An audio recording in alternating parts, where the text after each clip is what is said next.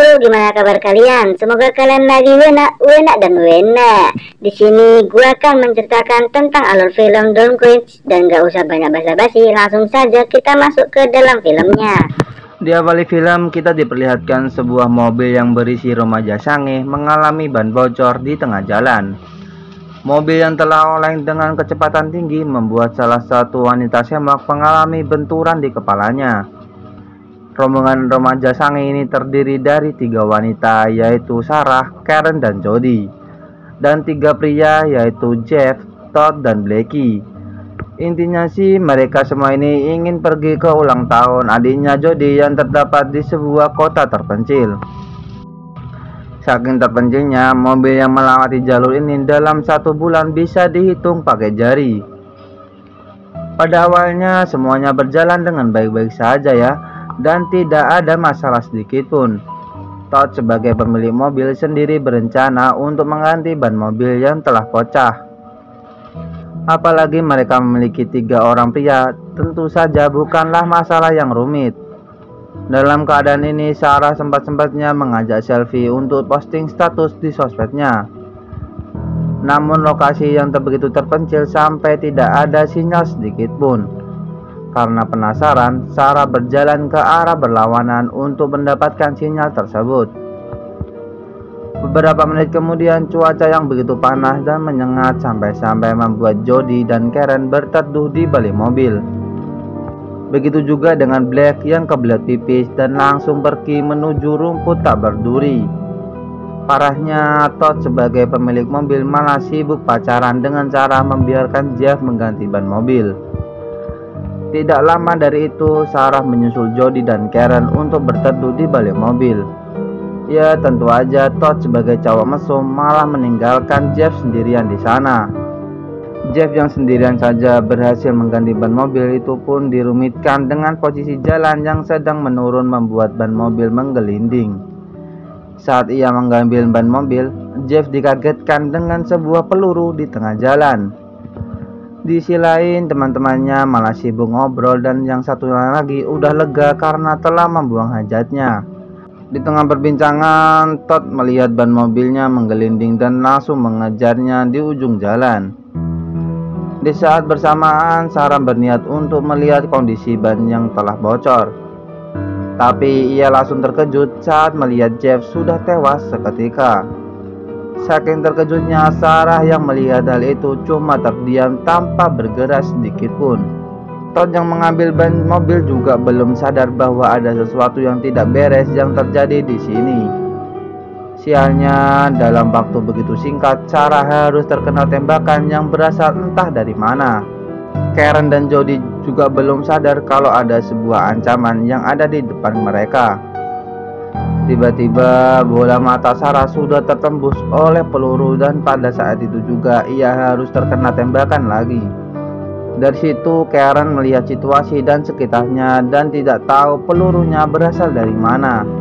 Tanpa pikir panjang, ia langsung berteriak minta tolong dan menyuruh teman-temannya untuk bersembunyi. Todd yang masih tidak percaya hal itu dan harus terkena tembakan di bahu kirinya. Sedangkan Black yang tidak sempat mendekati mobil mau tidak mau harus melindung di batang pohon. Mereka pun terus ditembak tanpa henti dan cuma bisa pasrah begitu aja. Tidak ada satupun yang menyangka bahwa pecahan ban ini bakal merubah malapetaka. Ternyata ban pecah itu disebabkan oleh perangkap yang dipasang oleh si penembak.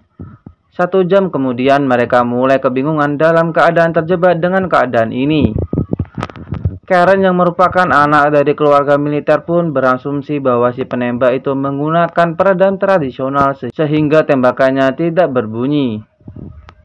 Ditambah lagi peluru yang tidak bisa menembus mobil menandakan bahwa posisi orang itu cukup jauh dari posisi mereka. Todd yang mengalami luka tembakan di bahunya membuatnya lemas dan tidak bisa bergerak sedikit pun. Lebih kasihannya, Black cuma bisa terdiam di batang pohon dan berharap ke sebuah keajaiban. Setelah dipikir-pikir, ban mobil yang diganti oleh Jeff sebenarnya sudah terpasang dan siap untuk jalan. Tapi mau nggak mau mereka harus mencari rencana lain agar lolos dari sini hidup-hidup. Gak lama dari itu, Karen berkata bahwa di area sebaliknya yang berjarak 3 meter ia masih mendapatkan sinyal di handphonenya di posisi itu. Seketika itu juga Todd coba untuk mencari sinyal. Seketika ia langsung diberikan tongsis oleh Jody dari kantongnya. Sebelum itu, Karen juga membuka Google Axis untuk langsung menelpon polisi kalau ada sinyal. Tanpa ragu-ragu, Todd langsung mengarahkan HP itu dan langsung mendapatkan sinyal. Sialnya, baru saja Karen ngomong sama polisi, namun handphonenya malah ditembak oleh psikopat dari jarak jauh. Cara kedua, Todd berencana untuk mengganti gigi mobil menjadi netral, agar mobilnya bisa didorong mundur dan bisa mendapatkan sinyal. Mereka mengatur strategi yang dimana Jody standby di sisi depan untuk merekam sumber suara tembakan. Sedangkan Karen berada di bodi belakang serta memegang orang-orangan palsu. Todd akan berusaha masuk ke dalam mobil dan membuat gigi mobil berada di posisi netral. Ketika itu juga orang-orangan palsu langsung ditembak dan Todd masuk ke dalam mobil sambil menetralkan mobilnya. Tapi karena ditembak terus-menerus, ia menghindar terlebih dahulu dan tidak sempat menetralkan giginya. Kabar baiknya, Jody berhasil merekam asal tembakan itu dan terlihat bahwa posisi penembak ada di atas pohon. Terlihat jelas ada seseorang yang membawa AWM berada di atas pohon sambil menyamar. Dia sudah berada di atas pohon dengan waktu yang lama, tapi entah apa tujuannya. Lalu Todd yang belum menetralkan bagian gigi mobil yang mencoba mencari alat pelindung.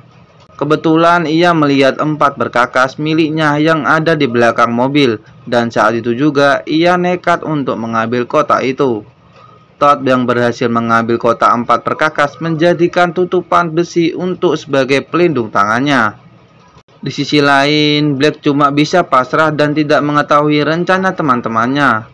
Todd yang sudah masang pelindung di tangannya langsung menyuruh Karen dan Jody mengambil posisi. Dalam waktu yang begitu singkat, Todd langsung masuk ke dalam mobil dan berhasil menetralkan gigi mobilnya. Namun, ia harus terkena tembakan di tangannya dan seketika itu juga mobilnya bergerak turun ke bawah. Karen dan Jody mau gak mau harus berusaha semaksimal mungkin menahan mobil itu. Saking sulitnya menahan mobil Jody terlepas dan membuat dirinya terpental dan jauh dari mobil. Ujung-ujungnya ban mobil yang belum dibaut langsung ditembak dan membuat mobil itu berhenti. Saat itu juga Karen sadar bahwa ini waktu yang tepat bagi Jody karena si penembak sedang mengisi ulang pelurunya. Di saat yang bersamaan, Black mencoba untuk lari dari posisinya, tapi ia malah ditembak terlebih dahulu.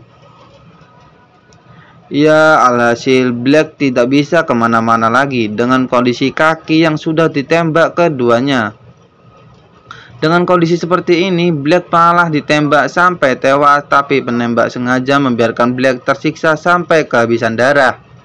Waktu demi waktu, Todd melihat sebuah botol air yang masih tersisa di dalam jok mobil. Dalam keadaan yang sulit seperti ini, sebisa mungkin mereka berbagi setetes air mineral. Black baru saja ingin meminum seteguk air, tangannya langsung ditembak dan menderita lebih parah lagi. Padahal psikopat jarak jauh itu juga manusia yang merasakan haus maupun lapar. Karena tidak bisa kemana-mana lagi, Jody yang kebelet pipis mau gak mau harus pipis di tempat itu.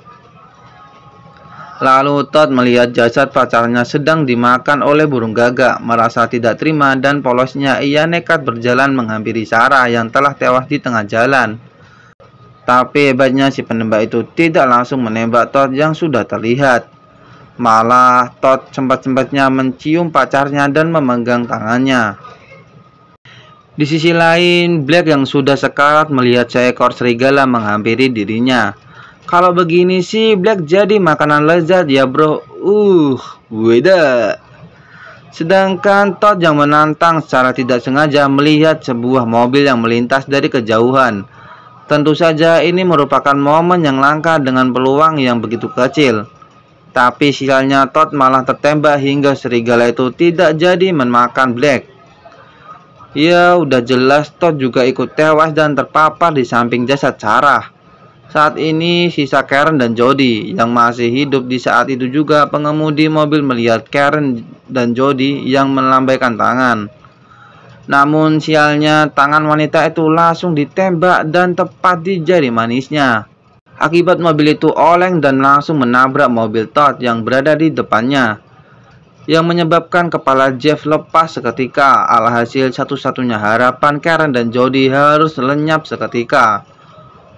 Wanita yang membawa mobil itu pun langsung tersadar walaupun sedikit parah. Namun tidak lama dari itu ia harus tertembak dari psikopat jarak jauh. Begitu juga dengan si bapak yang mencoba untuk menyelamatkan anaknya yang terlempar jauh dari mobilnya. Ia harus diteriakkan oleh Karen dan Jody untuk berlindung di balik mobil. Di momen-momen kepepet gini, Karen menyuruh bapaknya untuk menelpon polisi. Kebetulan keberadaan bapak itu sudah berada di posisi yang mendapatkan sinyal. Si penembak tidak tahu lagi keberadaan si bapak. Lalu psikopat berniat untuk menembak tangki mobil hingga bocor dan meledak. Bisa kalian lihat sendiri ya, secara berlahan si bapak berubah menjadi Ghost Rider dan langsung tewas seketika. Seketika di sebelah jalan, anak dari si kedua orang tua itu masih tersadar dan penuh luka dan darah. Baru saja ia terbangun, psikopat jarak jauh malah menembak kepalanya hingga pecah seketika. Dari beberapa menit ini, Karen dan Jody malah harus menyaksikan kematian demi kematian yang semakin parah. Mereka pun bingung cara lolos dengan ancaman psikopat. Sampai pada akhirnya Karen memiliki ide yang dimana mereka berdua harus beraksi pada malam hari. Saat malam tiba, penembak misterius itu masih memantau lokasi dan tidak melewatkan momen sedikit pun. Lalu Karen yang sudah siap dengan cutternya untuk merobek bagian jok di dalam mobil. Di sisi lain, Jody mengambil satu buah botol bensin dan satu kotak air minum yang ia temukan di bagasi mobil. Beruntungnya kotak itu masih menyisakan 2 botol air mineral dan langsung diminum oleh mereka. Tanpa basa-basi, Karen dan Jody memulai beraksi untuk membakar mobil hingga mengeluarkan asap seketika. Namun asap itu belum cukup untuk melarikan diri dan timbulnya asap-asap itu di sekitar mobil mengakibatkan psikopat jarak jauh hilangnya penglihatannya. Namun tiba-tiba Karen melihat mobil polisi menghampiri lokasi kejadian. Bahkan polisi itu membawa 2 orang sniper yang siap mengintai kehadiran psikopat. Namun lagi-lagi rahang mulutnya terkena tembakan dari orang misterius. Saat itu juga sialnya lagi polisi itu terpapar dan langsung jatuh dari mobil polisi. Dari momen itu Karen mengajak Jody untuk melarikan diri, tapi Jody masih trauma atas kejadian tadi. Ya mau gak mau Karen harus melarikan diri dan alhasil Karen juga ikut ditembak dan langsung tewas seketika. Ketika itu Jody berniat untuk berlari menghampiri mobil polisi itu yang tidak jauh darinya. Kemudian Jody yang tidak ada pilihan lagi untuk membawa mobil polisi itu, ia berencana untuk menabrak salah satu pohon yang menjadi tempat berlindung psikopat jarak jauh. Hebatnya, Jody berhasil menjatuhkan si penembak hingga terjatuh dari pohon. Jody pun langsung mengambil senapan yang terjatuh, sedangkan si penembak itu terus berusaha memotong tali yang terikat di kakinya. Dengan keadaan yang mendesak ini, Jody langsung menembak psikopat jarak jauh hingga tewas seketika. Masih belum puas, Jody menembak kepalanya hingga hancur sehancur-hancurnya. Semoga kalian terhibur dengan video ini ya bro. Sampai jumpa dengan video berikutnya.